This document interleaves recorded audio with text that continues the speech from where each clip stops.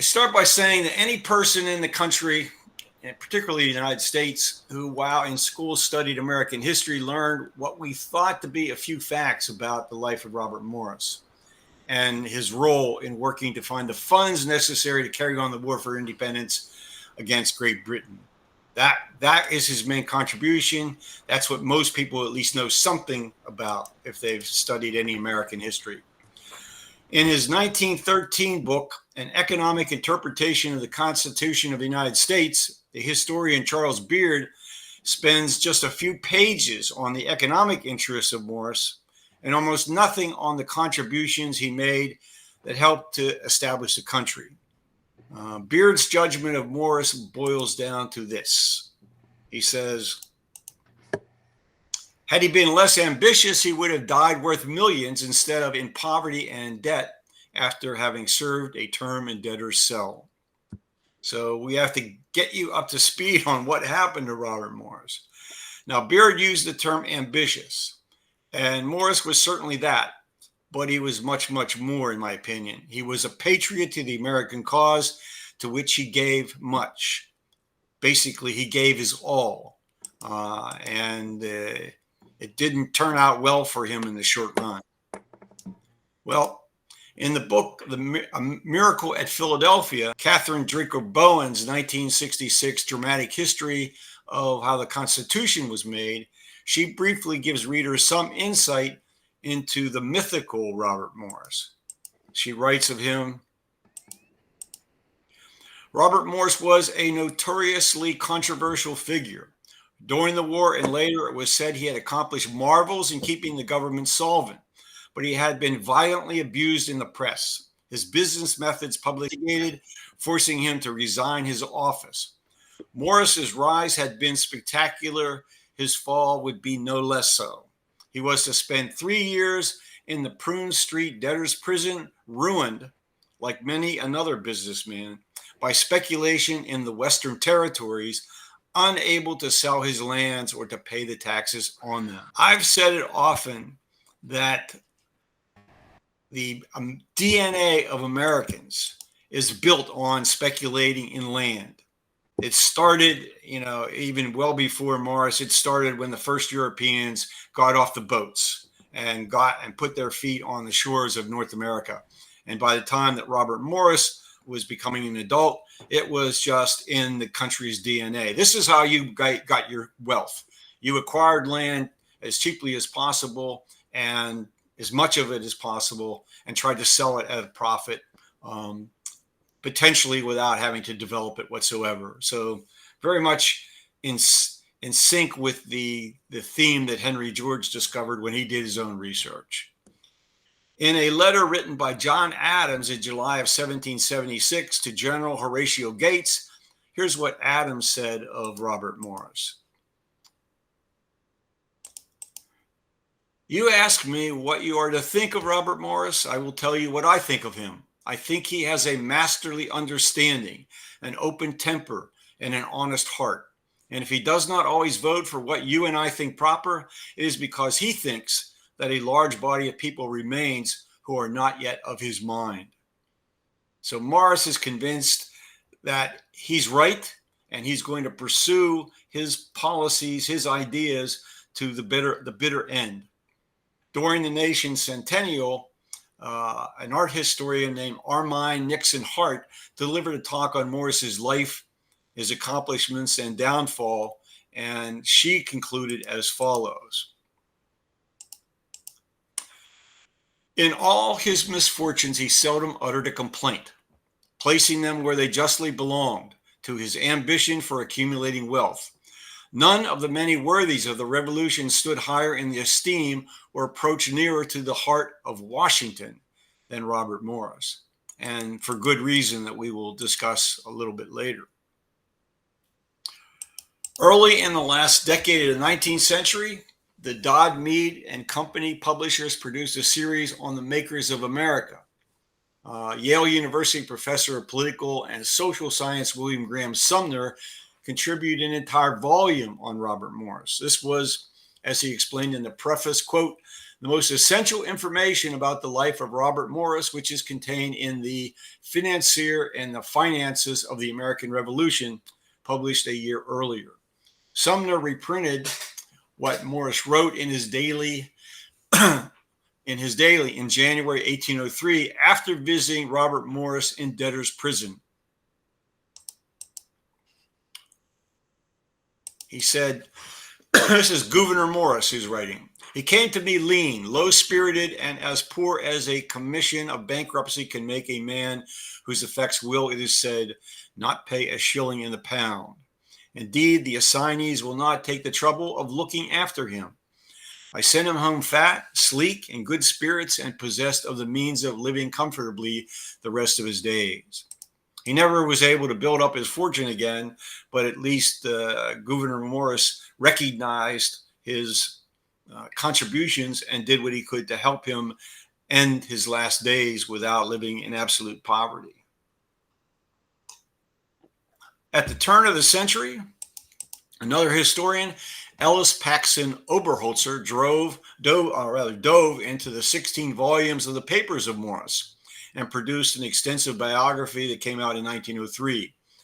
The details of all the obstacles placed in front of Morris as he did his best to raise finances for the war effort boiled down to the following conclusion that Oberholzer reaches.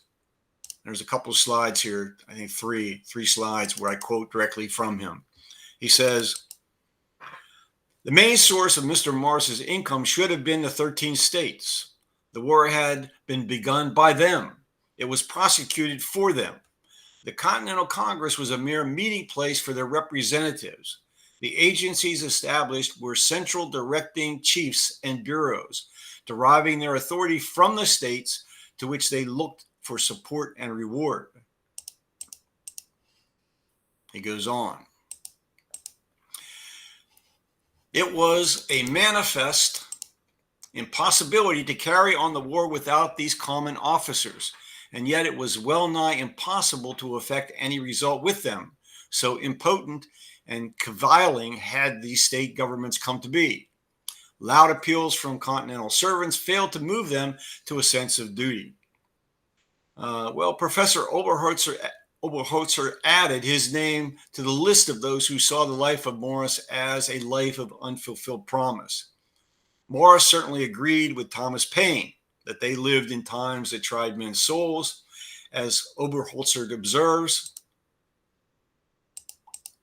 he had miscalculated future economic conditions and was too sanguine of the rapid industrial development of the new republic, which he had done so much to create. It is said that he invited his fate, perhaps so, but if he had succeeded and he had a liberal chance of success, his business judgment and acumen would have been commended by his own and later generations. His friends would have revered him for helping them into fortunes. His services as a patriot would have secured just recognition a long time since. And the task might not have been reserved for me in the 20th century of seeking out the facts which are the warp and woof of this biography. And soon we will explore from the work of yet another biographer whether Morris actually ever had a liberal chance of success given the circumstances under which he operated. So fast forward to the 21st century, and we get a decision by a distant ancestor of Robert Morris who has the same name to start from scratch and reinvestigate the life of this controversial figure. The result is a 2022 book published by Trine Day titled Robert Morris Inside the Revolution. And it's a really remarkable book. Not an easy read, I have to tell you. It's so filled with details. It's almost like a journal, almost like a daily journal of Robert Morris's life and everything that he was involved in. So it's a very long book filled with great information, but you have to be really determined to get through it. That would be my book review if I was going to make one. Well, it arises out of a deep dive into the financier's papers, detailing his many undertakings, both public and private, as he rose from obscurity into being a central figure in the long campaign by Britain's colonial subjects to secure their independence. He begins by setting the stage for what follows. So the current Robert Morris writes, "More than anything, the American Revolutionary War is a political act, and it started in the colonies with a disagreement over taxes. For the British government, the tax question escalated into a question over their authority, and the king's pride was at stake. The Americans saw unchecked and unjustly used power as a threat to their freedom, which they feared would ultimately lead to their enslavement." And none of that is anything we're not already familiar with in terms of argument. To a degree not experienced in the British Isles at the time, on the European continent, or even in that portion of the Western Hemisphere held by Spain or Portugal, Britain's colonial subjects for a century and a half had experienced a condition described in 1924 by historian Charles Andrews as salutary neglect. And here's what Andrews offers about that period of time.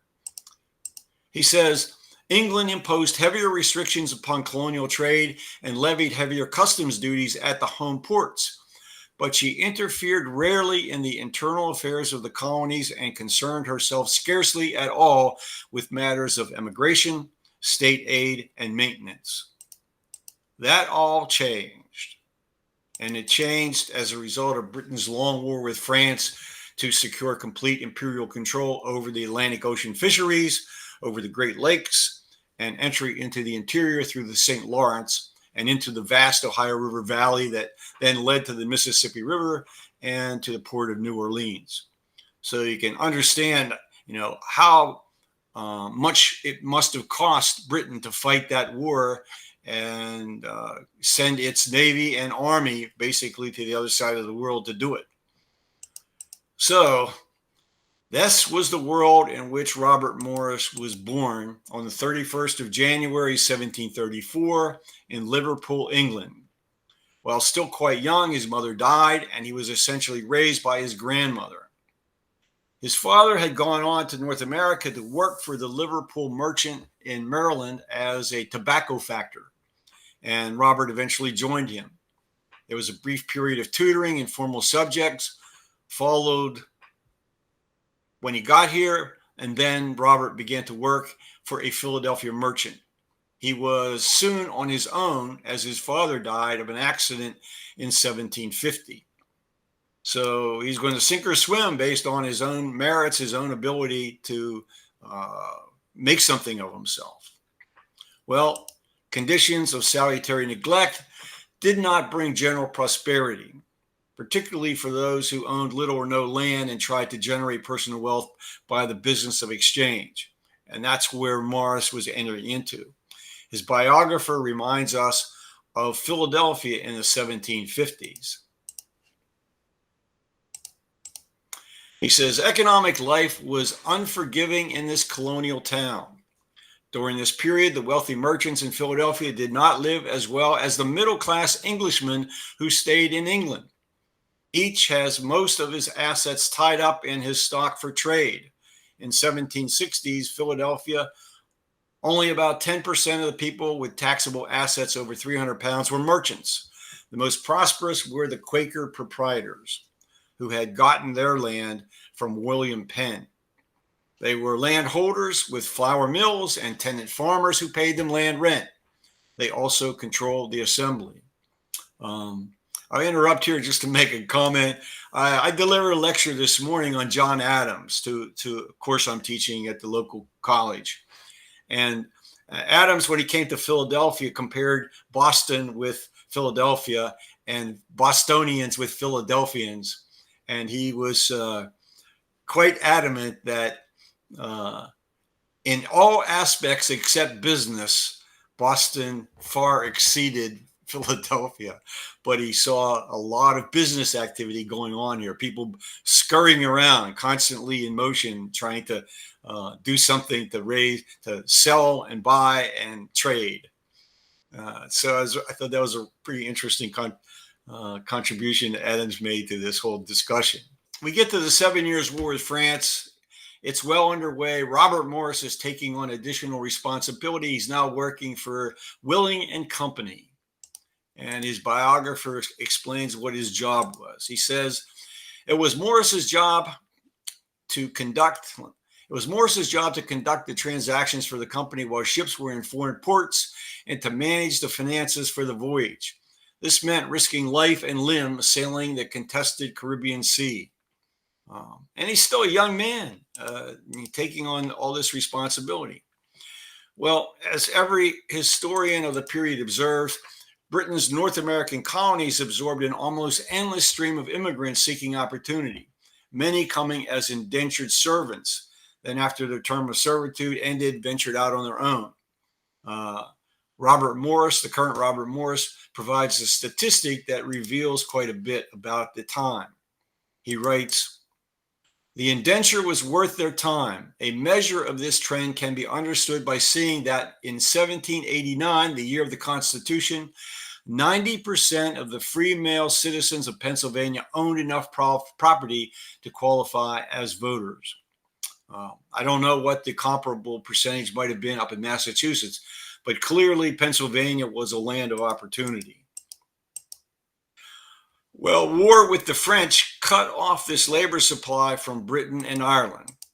Thus began an increased importation of captured and enslaved Africans. We are advised by our biographer that Willing, Morris and Company acted as agents, quote, selling slaves imported by others from the West Indies. Well, profits failed to be generated from this activity, and they soon abandoned any involvement in the slave trade. So while many people made a great deal of profit trafficking in enslaved people, apparently not everyone did. And Robert Morris's firm was one of those that did not. For Britain and Britain's landed aristocracy and merchant class, the war against France had been very costly. It had been fought on several fronts simultaneously, requiring huge expenditures for both the ground forces and for the Navy. To defend newly acquired territory in North America, a permanent military presence was thought to be required. So British authorities felt it was perfectly reasonable for their colonial subjects to pay for their own defense. And of course, the colonial subjects saw things quite differently. Morris and his partner then joined the resistance. And Robert Morris emerged as a spokesperson. The Crown's tax collector resigned, and the hated unused stamps under the Stamp Act were all sent back to England. And Robert Morris tells us, as an organizer supporting this agreement, Morris became known as a local political leader from the business community. The public could see that by helping the resistance, Morris was hurting his own economic interest. And this gave him credibility that could otherwise not be bought. So by now, Morris not only owned a residential property on Front Street below Dock Street in Philadelphia, he had also acquired a farm along the Schuylkill River. So his business activities are earning him profit, and he's now becoming a significant landowner in the Philadelphia community. The situation deteriorates. Continental Congress meets in Philadelphia on the 20th of October in 1774 to pass a second non-importation agreement.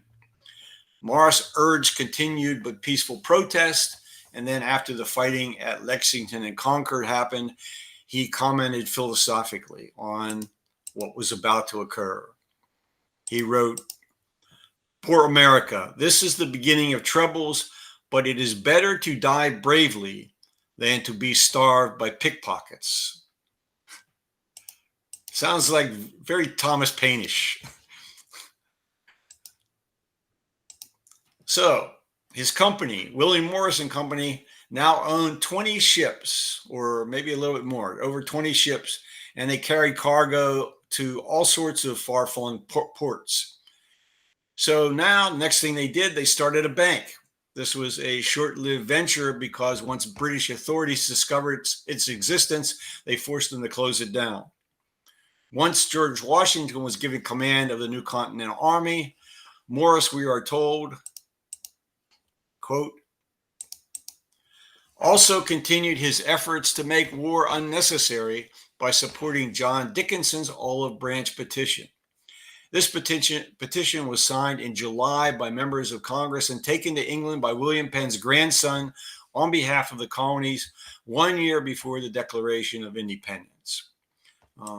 Naively, they thought that it was the king, but it was Parliament that was the instigator of all their troubles. And so this petition was to alert the king that your government, sire, is acting irresponsibly and you need to do something about it. Well, we all know what George's reaction was, and it wasn't to support the colonial protests. But because of his involvement, Morris's standing in the community continued to rise, and in October of 1775, he is elected to the Pennsylvania Assembly. And he's then appointed to a 3-man Marine Committee charged with finding ships. He also joined the Committee of Secret Commerce, charged with finding, paying for supplies, and getting them to where they were needed, which meant to Washington. Only Morris and one other member were actually merchants who knew anything about how to get these tasks accomplished. The rest were, the landowning colonial leaders, but they had very little practical political or business experience. But so Morris was a natural leader to get things done because of what he had been doing for a living. The attitude of most members of Congress toward the merchants is represented by what John Adams wrote. John Adams not only didn't have much good to say about Philadelphia, but here's what he said about merchants.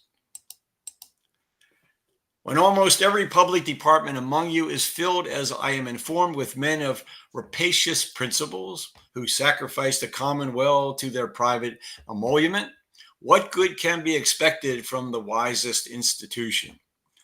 So John thinks that there needs to be appointed for these responsibilities persons of objective standing, who are not going to necessarily benefit by any of the activities in which they are engaged. So our biographer, Robert Morris, explains how commerce was actually funded at a time when the Continental Congress had no direct taxing power and depended on the states to contribute needed funds. And this is a big part of this story as we go on. Merchants used their ordinary modes of business in their efforts to provide war supplies. They treated Congress like any other customer when they loaded goods and financed voyages. This was their version of fairness. It was common for these private men of business to finance a government cargo in anticipation of repayment if the goods were needed and cash was in short supply. The landed gentry in Congress relied on the merchants for the ships, credit, and contacts that provided the only lifeline for the revolution. I had a distant ancestor in Philadelphia. At least this is my family lore, that John Ross, a merchant in Philadelphia, was part of our family history.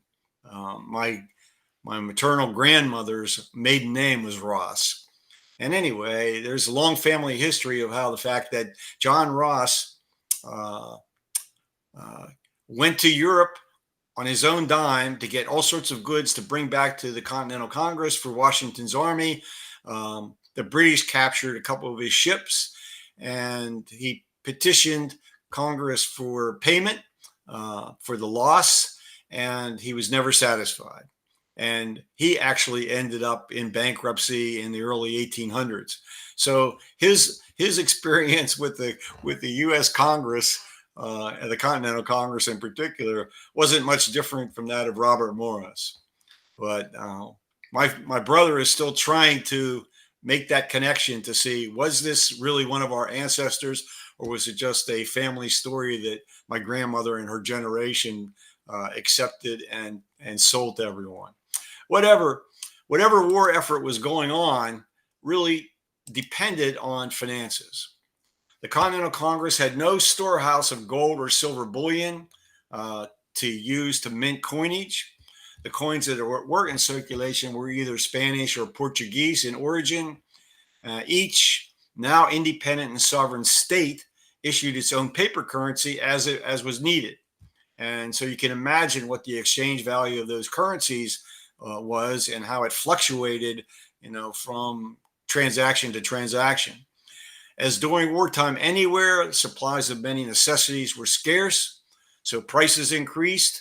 They continued to increase, and this created a feedback loop of more paper currency issuance. So as prices go up, you need more paper currency in order to afford the new prices. You print more currency, the prices go up, and et cetera, et cetera, et cetera. Based on a design by Benjamin Franklin, about 6,000 of these silver coins that I've shown here were stamped in New York City early in 1776. And certainly 6,000 coins were not going to do much to cover the costs of the war. Circumstances finally prevented any serious consideration of actually warning of the warning provided during the 16th century by the English merchant and financier Thomas Gresham. In a paper on Gresham, economist George Selgin writes this, and you may be familiar with Gresham's law. Gresham's law basically boils down to bad money chases out good money. So if people are willing to accept paper money, they will hoard their coins, their silver and gold coins later, or whatever the better money is, they will try not to use that in their exchanges. So Selgin tells us about Gresham. He says, Gresham observed that good and bad coin cannot circulate together. The statement was part of Gresham's explanation for the unexampled state of badness that England's coinage had been left in following the great debasements of Henry VIII and Edward VI, which reduced the metallic value of English silver coins to a small fraction of what it had been at the time of Henry VII. Owing to these debasements, Gresham observed to the Queen that all your fine gold was conveyed out of your realm. So it doesn't necessarily have to be paper money. Coinage can be debased. There's if you study the history of metal money, the first problem they had was the shavings. The coins were shaved, and so if you had 10 coins, you shave the edges off the coin down somewhat. You get enough metal to melt down and have an 11th coin. So the way that was tried to stop that was to put ridges on the coins, and that's, I guess, why we still have ridges on our coins now, although most of our coins are not valuable enough to shave. So all sorts of games are being played with the money system, and this is what Morris is dealing with. The first printing of the continental dollar occurred at the end of July 1775, with currency nominally valued at $6 million. These were perceived much the same as greenbacks issued during the war between the states. Holders of the paper currency were promised that silver coinage equal in weight to the Spanish dollar would eventually be minted in order to retire the paper currency from circulation. That promise was insufficient, however, to prevent the Continental from almost continuous depreciation. Now, people weren't prepared to wait until the end of the war for independence was won and stability established, and the government starting to take in hard money as revenue, which to retire this paper. By the end of the war, the Continentals had actually become worthless. The fact that the British were able to reproduce counterfeit Continentals only hastened their loss of exchange value. Now we have 13 American currencies. Each had different exchange rates with the British pound. Prices of the same goods varied from state to state. Then this acted as an incentive for producers to find a way to get their goods to the state with the most favorable exchange rate, or put their goods onto ships headed for ports where payment would be made in silver. Unlike most other colonies, Virginia's currency could be used to pay taxes, and Virginia laws provided that set amounts of tobacco, corn, flax, or hemp could be used to satisfy one's tax obligations. So arguably, Virginia was trying to set the stage for a much smoother transition um, once the war was over. We have to keep in mind, I think, that throughout the War of Independence, there was no effective delegation of sovereignty by the states to a central government. Again, the Articles of Confederation were only agreed to because there was no enforcement clause and there were no police powers granted to the Continental Congress. Leading figures in each state anticipated that once independence was achieved and a treaty of peace signed with Britain, that the Union would actually be dissolved or at least significantly weakened. There was no desire at all for a strong national government. They were rebelling against a strong national government, and each state thought of itself as achieving independence and becoming a sovereign state in its own right. And this is a major problem for Morris in getting revenue to pay for the military. Just how Morris and his fellow merchants persuaded the sellers of needed goods to accept whatever currency he offered in payment speaks almost entirely to the reputation of these individuals. It had nothing to do with the Continental Congress. And the risks were becoming more extreme every day. Again, we get back to Robert Morris, our biographer.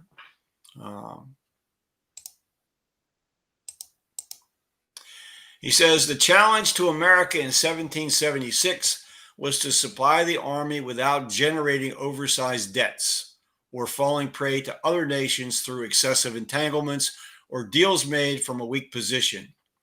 Morris used his roles as the chairman of the Secret Committee and a leading member of the Committee of Secret Correspondence and Marine Committee to operate a system of getting supplies without compromising the future of the nation.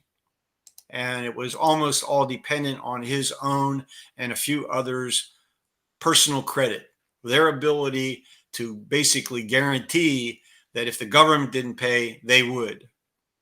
Making this work was really some trick.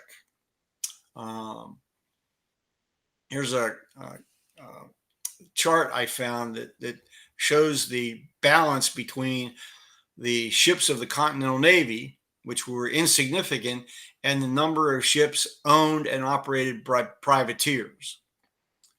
So the system really depended upon the capture by the privateers of British ships, whose cargoes and the ship itself would then be sold, the proceeds split so that some of the gain found its way to the Continental Congress. Trade was pursued with the merchants in other countries, and loans were sought from any government hostile to Britain. And this was done covertly or otherwise. To the extent he could direct policy, Morris wanted the limited number of armed vessels to protect commerce rather than engage British warships in battle. He argued it was much more important to get the cargo to where it belonged, where it was going, in order to get the revenue that would come back to help purchase what was actually needed. So what was the colonies producing? They were producing agricultural commodities, loading them on ships and selling them for cash as best possible, or in exchange for goods that perhaps they could get at a Spanish or French port. He also led an effort to find and appoint competent people to executive positions in governmental departments. Too many members of Congress thought that elected representatives should have these responsibilities. And as I said earlier, they failed to see the problems this created. So Robert Morris, our current biographer, says some congressmen took on too much work to do all of it well. Membership in the committees changed as people won and lost their elected positions, which resulted in a lack of continuity that hurt the effectiveness of the departments. Also, long distances and slow transportation caused many members to be absent from Congress for extended periods. So decisions couldn't be made because there may not have been a quorum on the committee. Not enough people were showing up to do the work. The potential for systemic collapse was very real, as Morris knew. And our current Robert Morris says he observed the behavior of Congress and considered his experience as a street activist. He doubted that such political structures were good long-term governmental modalities. He concluded that the colonies were not really ready for self-rule, and without a centralized governmental structure, the states would eventually fight against each other. He had a good idea what was about to come. Well, despite the ongoing disagreements between those who recognize the need for a unified decision-making structure and those who opposed it in defense of state sovereignty, the Frenchman Pierre A.C. Beaumarchais was able to raise a huge amount of money as investments in a firm that provided secret aid to the Americans. All depended on the ability of the Americans to get their main crops, such as tobacco, on ships that made it to markets where either Spanish silver or other exchangeable paper currencies would be obtained. But they were getting French assistance, if not directly yet, from the French king. Following the public announcement of the Declaration of Independence, Morris was returned to the Continental Congress, even though he remained deeply concerned that the Declaration would bring on disaster for the Americans. However, the time for equivocation had passed. He agreed there was nothing to do but to do everything he was called upon to do and more. Failure was not an option, not for himself personally and not for his fellow Americans. So he was everywhere now. He was involved in all kinds of activities. He seemed to be everywhere at once. He was working to ensure Washington received needed weapons and ammunition and other equipment, and this became a top priority for him. He continuously reinvested his own private profits to purchase tobacco and other agricultural commodities for sale in France. He acquired more ships to carry more cargoes. And all of this occurred even as his access to British pounds in London banks was cut off. For a long time, he was able to deal with the banks in England. And so his financial activities were sort of below the surface, and the bankers were working on him, but the British government finally, caught on, and he was cut off. Here again, Robert Morris, his biographer, says he was not pleased to learn that the British government was interfering with his personal finances. They caused his notes to be protested, meaning the checks he wrote were falsely made to bounce. Morris changed course and looked more to his European contacts. Fortunately, he had a banker in France named Grand. However, there was a dearth of silver money in America, which meant that payments had to be made in commodities.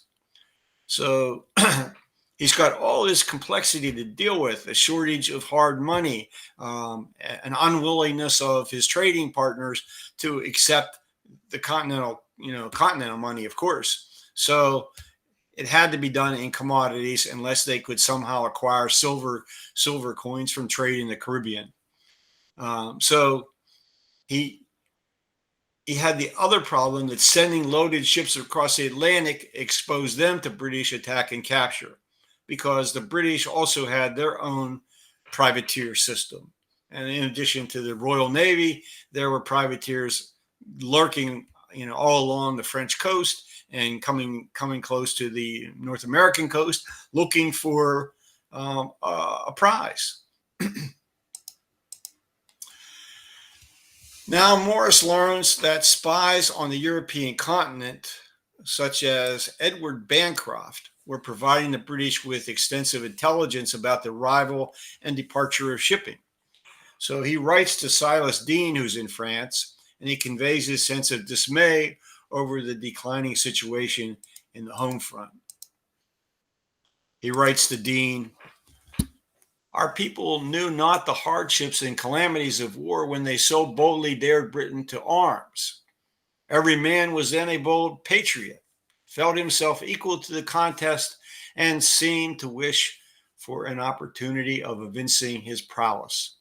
But not when they are fairly engaged, when death and ruin stare us in the face, and when nothing but the most intrepid courage can rescue us from contempt and noise, shrink coward-like from the danger and are begging pardon without striking a blow." Yeah. So Bunker Hill was a great victory, but after that, not many came. And so by this time, people are starting to be disheartened, and they are giving in. They're signing the pledge to the British government that they're no longer going to pick up arms against British forces. And so there's a real danger that the revolution will simply collapse. And Morris is determined to do what he can to prevent that.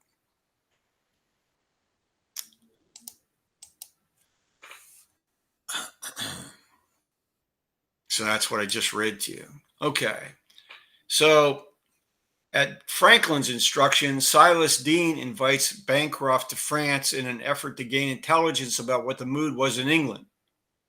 Bancroft made the trip, but this is when he became a spy. He was arrested on his return, and he saved his own life by agreeing to work for British counterintelligence. Historians seem to conjecture whether Franklin knew Bancroft was working for the British and then purposely leaked confidential documents revealing France's strong support for the Americans. If you think about it, that would be a subtle way that Franklin could pull France in deeper. If the British learned what support that France was really giving to the Americans, it might precipitate, a declaration of war, and therefore get France to really commit to an alliance with the Americans at that point. So the money shortfall is becoming worse and worse of a problem. Congress decides to issue interest-bearing bonds in an effort to raise cash, and they're called a loan office certificate. And so when the bonds failed to sell, yielding a 4% return, Morris proposed increasing the yield to 6%, but the measure failed to obtain approval. So the attempt, again, it's like almost the same as greenbacks when you think about it. You're issuing a bond, and you're asking the people who are going to invest in these bonds, be patient, because even though there's a 4% return on it, are you going to get paid your interest, let alone get your principal back in any time soon? But again, as his biographer says, Morris had great faith in the resources of America, and he believed that American products would provide the means to pay for the interest and the war. And by selling their products, the South should become rich. And again, we're not talking about manufacturing goods, we're talking about agricultural commodities. But on the other side of the coin, what Morris had much less faith in was the morality and the thinking of Southern land-owning class participants, demanding liberty while demanding the right to enslave persons of color. Few among them embraced the principles of federalism either, let alone a national democratic republic. Their mindset was still on this idea of state sovereignty. Clearly, it was not inevitable that the United States would become united as a single nation. Considering the cultural differences between the distressed Cavaliers found in the Southern plantation-based society and the theocratic Calvinist Puritans of New England with their penurious ways and town meeting systems, it is most remarkable that they decided to become part of one nation after all.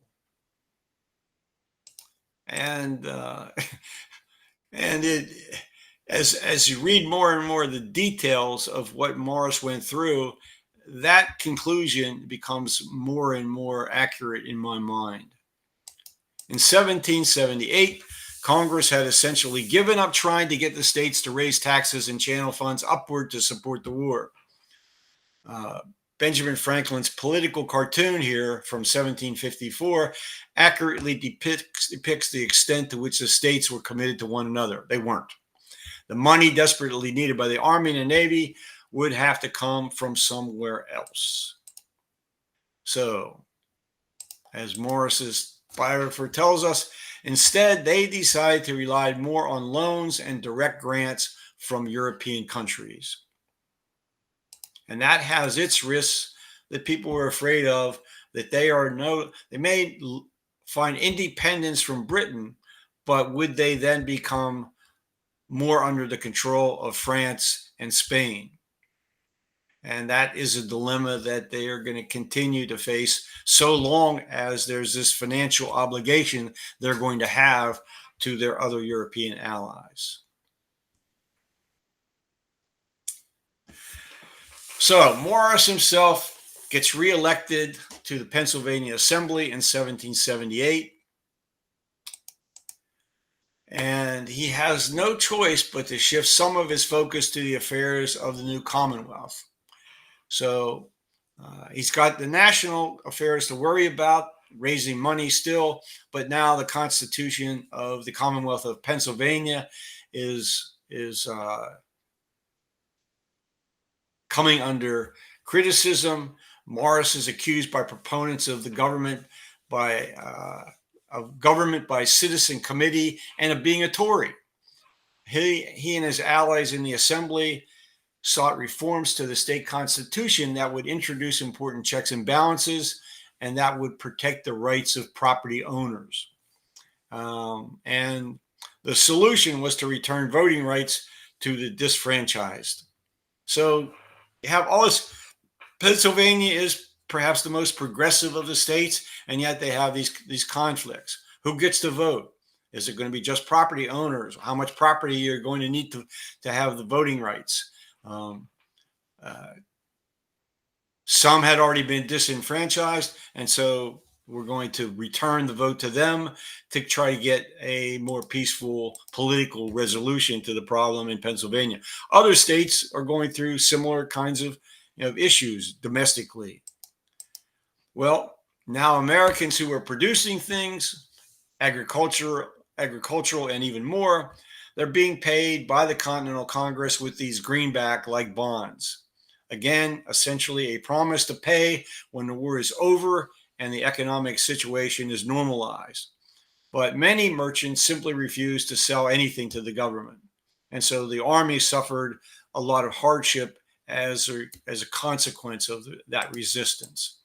I remember the one story, I forget what book it was in, that when Washington's army was in Philadelphia, the merchants hid all their goods. When the British showed up with hard money, they brought out their goods from their cellars and from wherever they were hiding them and brought them out to sell them to the British. So the patriotism in Philadelphia was somewhat limited only to the pocketbook issues. And so here's a chart that I found that has interesting connotations to it, and that's an index of commodity prices between the years 1777 and 1780, and you can see that it was rising rapidly as we approached 1779, 1780. Individual states attempted to enforce measures introduced to slow the depreciation of the fiat currency that they were printing. The cost of many goods had skyrocketed already. So, for example, a bushel of corn rose from $1 in 1777 to $80 3 years later. Pennsylvania tried price controls and what they called a tender law, requiring that the state currency be accepted at face value. How effective that was, I haven't been able to find out for sure. But again, I don't think very many merchants were willing to go along with that. Embargoes against imported goods were imposed, and the conclusion by the historians that I looked at said none of this worked. So, what's the situation for Morris? Morris and James Wilson worked while they were in the Pennsylvania Assembly to free the markets, end the embargo, and repeal the currency laws. To keep the Assembly's control firm, Morris and his allies had to deal with Thomas Paine and Charles Wilson Peel, maintained that Morris was a war profiteer, and that Morris was unjustly enriching himself contrary to the laws of Pennsylvania. So he's getting criticism from none other than Thomas Paine. But Morris and his allies persevered and gained support for reforms to open the state's economy, so that by the winter of 1781, there were some positive results that were being evident. And Pennsylvania managed to take in sufficient tax revenue to meet its war funding obligations to the Continental Congress, one of the only states to do so. So by the middle of March 1780, funds are available to the Congress. Funds available were down to such a low level that interest on the outstanding loans could not be paid. So if the government had been a private entity, it would have been forced to file for bankruptcy, and the European powers began to plan for the partition of the land amongst themselves. They, in France and Spain and the Dutch, they thought the revolution was going to fail and that they would be able to move in the absence of British power to take on an increasing share of the land area themselves.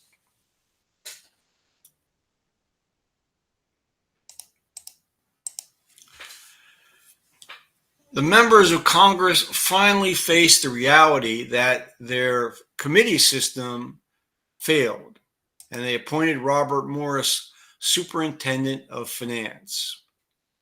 And certainly that situation was becoming more and more desperate, and so the pressure is now on Robert Morris. Congress has no power to tax and had lost its ability to borrow money. There was no market for American loan office certificates after Congress had decided to stop paying the interest on the existing debt. Commercial shipping had stopped because the British blockade seized the American merchant vessels from the Gulf of Maine down to the south of the Carolinas almost at will. So as his terms for accepting the job, Morris demanded what amounted to complete autonomy to hire and fire people, wanted autonomy over the flow of funds into and out of the department, and no responsibility for the existing debt. Absent taxing authority, a main challenge for Morris would be to get the states to provide the funds to run the Confederation government. He also had to hope the American representatives in Europe could convince the Europeans to provide grants or loans on easy terms. So I think I'm going to stop there for tonight. It sets the stage for him now taking over as the main person who is going to decide how to deal with the Europeans, how to deal with the states, and how to procure the money that the army and the government needs to continue. So it's a desperate situation, but his patriotism is such that he's willing to take on the job, knowing that it could really hurt his own personal situation. Because again, no one is going to provide funds to the states based on the state's ability to repay the debt. The lenders and those who are granting assets to the war for independence are depending on Robert Morris personally to guarantee the loans, guarantee that if the government doesn't pay, that he will. And that's where he is right now.